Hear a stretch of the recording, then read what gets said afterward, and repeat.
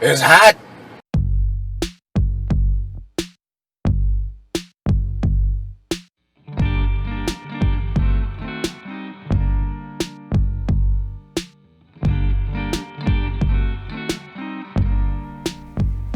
What's going on, guys? I hope you're having a great day.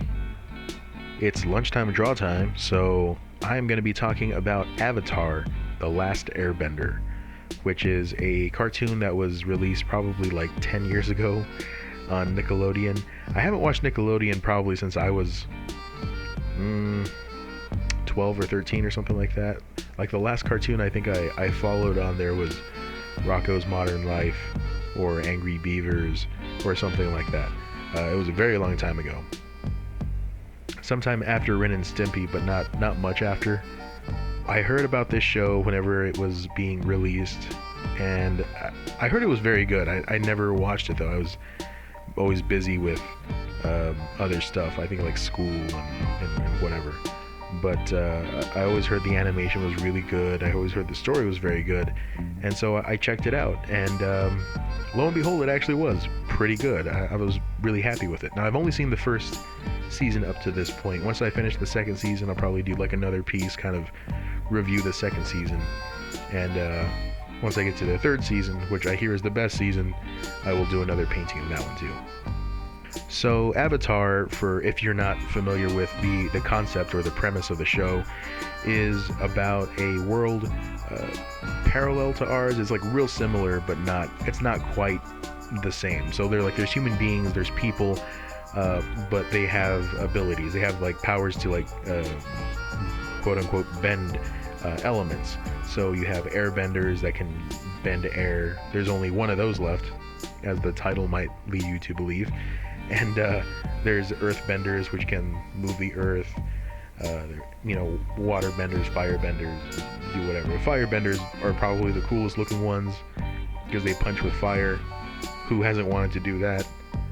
So the premise of the show is there is this mantle called the Avatar, which is the ability, or the person with the ability to bend all elements, not just one specific element. And one day he goes missing. 100 years pass, and then two kids who are looking for their father, I think, accidentally stumble upon him, frozen in the ice. So kind of like Captain America, they dig him out of the ice, and then he wakes up. He doesn't know where he is. He doesn't realize 100 years have passed. One of the nations, the Fire Nation or whatever, has decided to take over the entire world, and they become the bad guys of history. And one of the goals of the Fire Nation is to find the Avatar wherever he might be, wherever he disappeared to 100 years ago, and make sure that he can't stop them, because he's potentially the only one who could stop an entire nation. It seems like maybe all of the other nations could come together and then fight him, but that's not the way the cartoon's going. I assume there's a reason why that I probably missed, because I was busy drawing or something and I wasn't paying attention. I don't know. Anyway, but I mean, like, if the Fire Nation was really that bad, like, everybody would hate them and then everybody would just kind of join for it. Maybe it's too hard. It's too hard. I get it. Fine. I don't like working on group projects either. That's okay. The basic story is that Aang wakes up, he realizes he has to save the world, and so he tries to learn all of the different types of bending besides air bending, which he already knows. And so he has to find masters kind of all over the world. It takes him on this big adventure. Him and the two kids that woke him up, plus Hang's flying bison, take him all over the world, and they get into all sorts of mischief.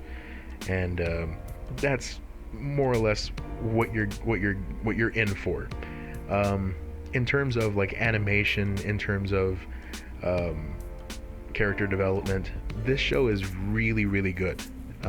I will give it a lot of respect for its ability to write characters and to develop them and to show interesting characters. So these kids Aang is like 12. The girl, Katara, is probably about that age as well, maybe 14, I don't know.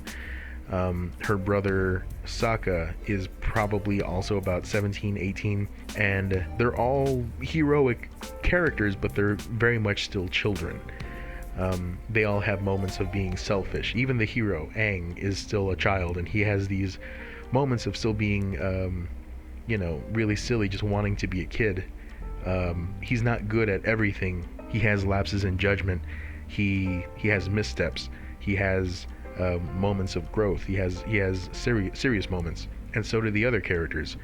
So it's a really well written show. I really like. I didn't draw my favorite character though. My favorite character is probably Iroh, and I'll talk about them next. But the people that are trying to capture the Avatar when you start the show is this kid named Zuko. Not Danny Zuko from Greece. I was confused too. This kid's okay. He's, it's a less interesting story, but whatever. I would have preferred John Travolta show up. Anyway, so you have Zuko and you have his uncle Ira, and they are in charge of like a small ship of soldiers that are trying to capture the Avatar. So they are just kind of traveling around, and you really don't know the bad guy's motivation. You just kind of see him as the bad guy when it starts off. Later on, again, something to be said about the character development of this. You realize he's not really a bad guy. He's just a guy that's been put in a situation where Zuko has really just been put in a situation where he needs to capture the Avatar in order to regain his honor and to be accepted by his father back into the Fire Nation.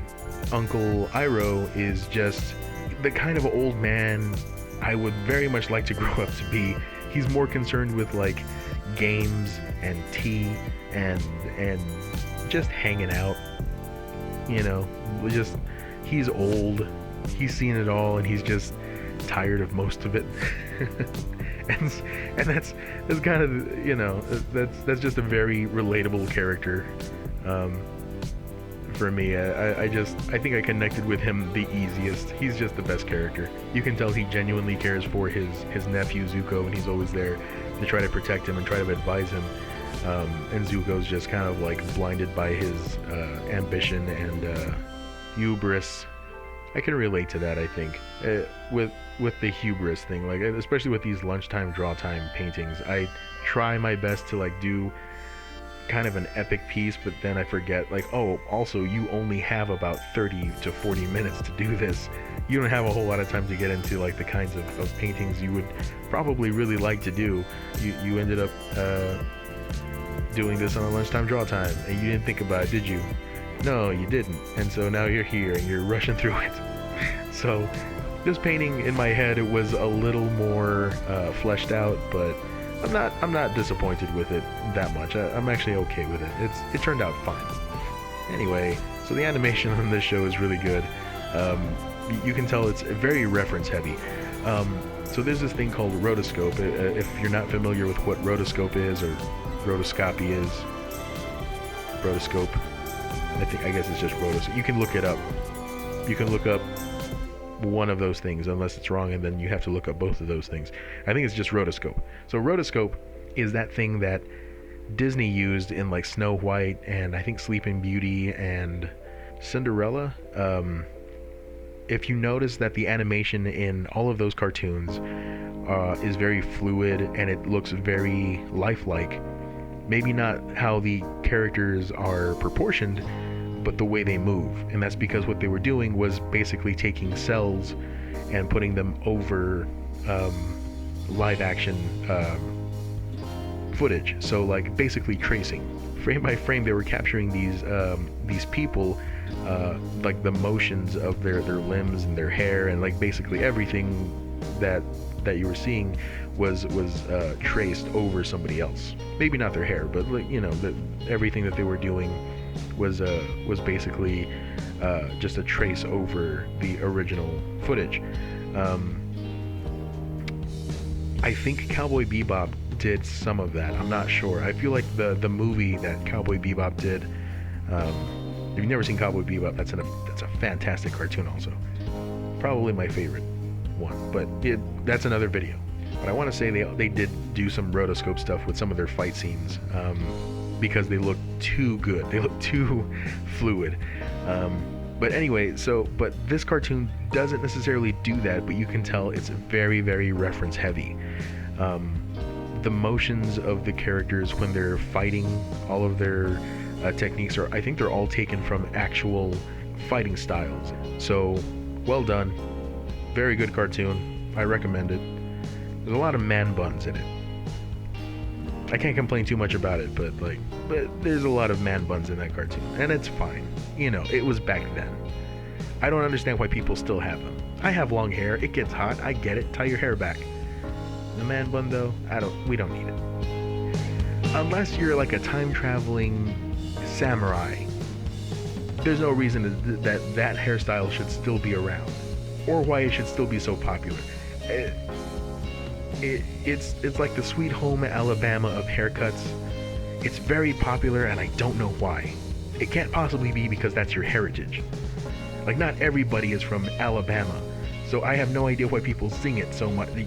What? If that's another video, that's fine. I don't care. Never mind. This world, honestly. Anyway, so this painting was pretty fun. When I scan the image, it gets a little bit washed out, so I have to play with the tones a little bit in Photoshop so I could actually bring it out. For some reason, it wasn't scanning. So unless I pour the paint on there and make it like really saturated, which doesn't really look the way I always want it to look, it gets too washed out, and I kind of have to deal with that. So it's another thing I'm still kind of working with, still kind of tweaking. Overall, I think I'm still pretty happy with this painting. It turned out okay. I do recommend checking out Avatar if you've never seen it, and at this point I don't know of anyone besides me who hasn't seen it. That's my impression of it. I enjoyed it. I think it has a lot of strong points, very few weak points. I didn't really see anything that I could, openly criticize, like, oh, this is an obvious, besides the man bun thing, but that makes, in context, that makes sense. I get it. Fine. I'm not happy about it, but, it works. Anyway, I'll get off that soapbox real quick. So remember to like, subscribe, share. Let me know in the comments, what's your favorite animated show? I have a few, and it's really, really hard for me to pick, but maybe like top 5. Give me like your top 5 animated shows. Maybe if you mention something that I've never seen before and I'm able to see it, like it's on a streaming service like Amazon, Hulu, or Netflix, I'll check it out and I'll do a review of that too. I'm gonna list my top 5 favorite animated series in the description of this video. But let me know yours, and I'm really curious to know what everyone's favorite show is, or shows. Top 5 favorite shows, cartoons, animated series. I gotta remember the premises of my questions. Alright. Being a professional, doing my best. I'll see you guys in the next video. Until that day, good luck, Godspeed.